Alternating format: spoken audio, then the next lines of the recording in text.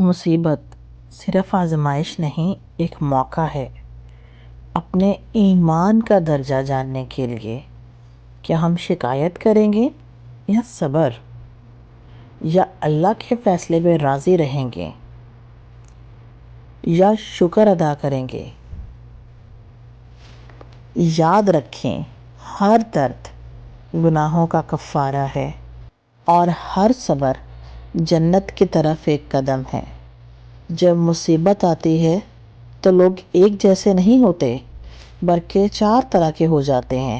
پہلا، جازے، جو ٹوٹ جاتا ہے، چیختا ہے اور اللہ کے فیصلے پہ سوال اٹھاتا ہے۔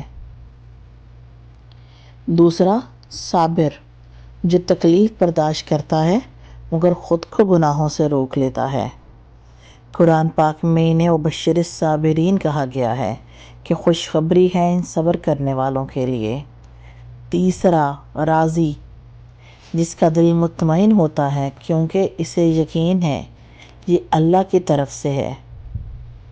رضی اللہ عنہم ورضوا عنہ۔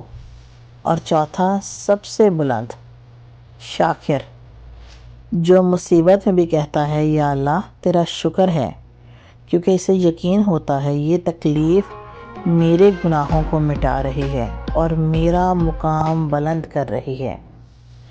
مومن کا معاملہ بہت عجیب ہے، اسے کوئی بھی تکلیف جو پہنچتی ہے، خواہ کانٹا ہی کیوں نہ چبھے، اس کے بدلے میں بھی اس کے گناہ معاف کیے جاتے ہیں اور اس کے درجات بلند کیے جاتے ہیں۔